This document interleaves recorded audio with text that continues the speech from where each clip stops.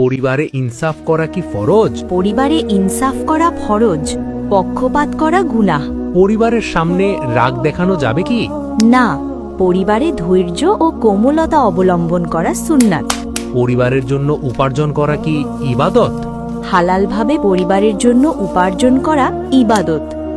ঘরে সালাম দিয়ে ঢোকা কি বরকতের কারণ? ঘরে ঢোকার সময় সালাম দিলে বরকত নাজিল হয়। মায়ের সব গুনাহ মাফের জন্য সন্তানকে কোন দোয়া পড়তে হয়?